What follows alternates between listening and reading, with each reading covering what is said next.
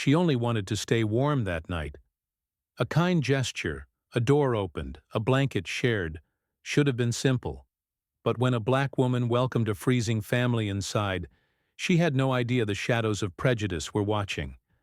In a town where compassion was rare, her act of humanity set off whispers, anger, and a chain of events no one could have predicted. Why would one night of kindness lead to days of fear and an unforgettable twist that shook the entire community? It was supposed to be just another night. Maria Johnson, a quiet mother of two, lived a life most would call ordinary. She worked long shifts at the diner, came home tired, and still found the strength to help her kids with homework. Her world was small, but it was hers, a place where kindness was her guiding rule. That evening, the air was bitter cold, the kind that seeps into your bones. Maria was walking home when she noticed them. A man, his wife, and two shivering children huddled by the side of the road. Their car had broken down, frost covering the windows. Most people passed without a second glance. But Maria couldn't. She saw fear in the mother's eyes, desperation in the father's, and children who looked like they hadn't eaten a warm meal in days. Inviting strangers into her modest home wasn't something she planned, but her heart wouldn't let her walk away. She offered them warmth, food, and shelter, just for the night. What Maria didn't know was that this simple act of compassion would not only change her life, but soon place her at the center of whispers, stares, and a storm she never saw coming. First, Maria thought nothing of it. A family in need, a warm meal on the table, and a roof over their heads. What harm could there be? But by morning, the whispers had already begun. Neighbors peered through frosted windows as the strangers stepped out onto the porch. Their leather jackets and patched vests said everything. Hell's Angels. In a town already divided, the sight of a black woman opening her door to bikers was more than unusual. It was unacceptable. By noon, Maria felt the shift. Customers at the diner stopped meeting her eyes. A woman she'd served for years suddenly asked for a different waitress. And as she walked home that evening, two men lingered on the corner, their voices low but loud enough to sting. "Doesn't surprise me. People like her don't know their place." Maria tried to push it aside, but the unease crept in. Every step home felt heavier, every glance sharper. She began to notice the silence. The kind that follows you, that waits for you to slip. That night a car slowed in front of her house. Headlights cut across the living room. No one got out. No words were spoken. Just the sound of an engine idling, and then driving off. Her heart pounded as she double-checked the locks. The family inside thanked her again, their gratitude genuine, but Maria could barely smile back. She knew the town wasn't angry at the bikers. They were angry at her. The next day, it grew worse. A note taped to her door, scribbled words in red marker. Traitor. Her hand shook as she pulled it down, the paper tearing between her fingers. She wanted to believe it was a cruel prank, but deep down she knew better. By the third day, the pressure boiled. At the grocery store, an older man blocked her cart. "You think you're better than us? Bringing trash into our neighborhood?" His words dripped with venom, his finger pointing like a weapon. Maria's throat tightened, but she refused to back down.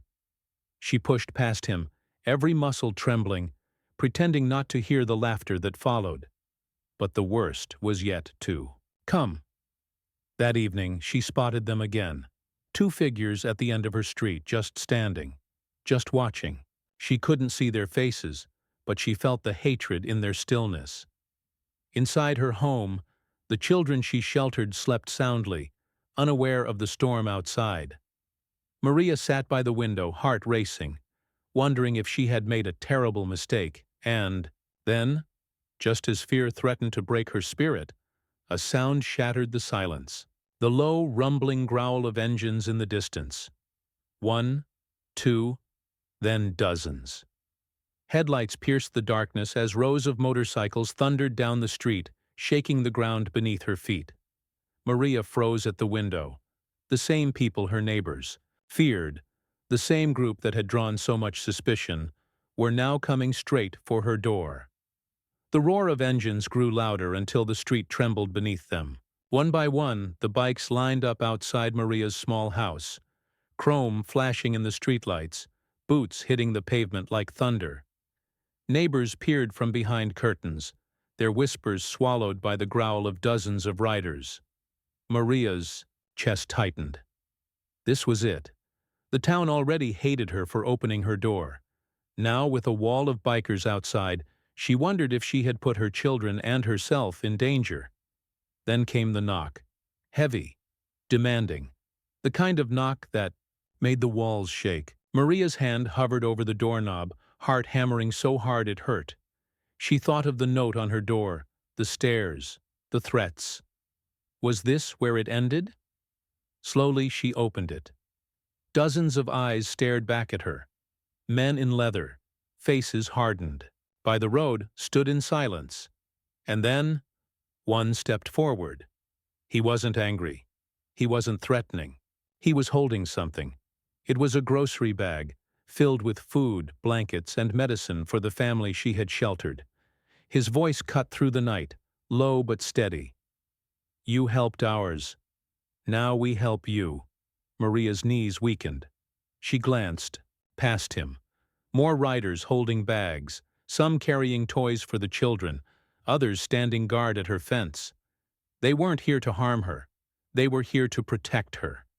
Across the street, the same neighbors who had mocked her now stood frozen, their fear colliding with disbelief. For the first time, Maria felt the shift of power. But just as relief began to settle in, headlights appeared again. This time not from bikers, but from police cruisers. Red and blue lights painted the night as sirens wailed closer.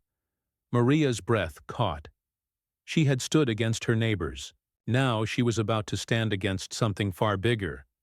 The flashing lights cut through the night as officers stepped from their cruisers, hands resting on holsters, eyes narrowing at the sight of dozens of bikers standing shoulder to shoulder, with a black woman. For a moment the air felt like it might explode, tension thick enough to choke on. But the bikers didn't move. They didn't shout. They stood as a wall of quiet defiance, making one thing clear: Maria was not alone. And under that pressure, under the eyes of the entire neighborhood, the officers backed down. Engines idled. Tires crunched on gravel. Slowly the cruisers rolled away, leaving silence in their wake. Maria's knees nearly gave out. Relief swept through her, but it came with something heavier too, an understanding.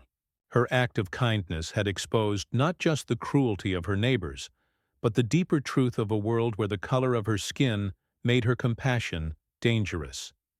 In the days that followed, the bikers checked in on her, bringing food, standing guard when cars lingered too long outside her home. And while some neighbors stayed bitter, others began to see her differently. Not as a woman who stepped out of place, but as someone whose courage demanded respect. Still, the fear never fully left her. Because Maria knew this story wasn't just hers. It was part of something larger, something that plays out in towns and cities across the country. Acts of humanity punished, kindness twisted into betrayal, racism turning everyday choices into battles for survival. And so the question remains: how many more stories like Maria's will it take? How many acts of courage, how many sacrifices, before we finally choose compassion over hate?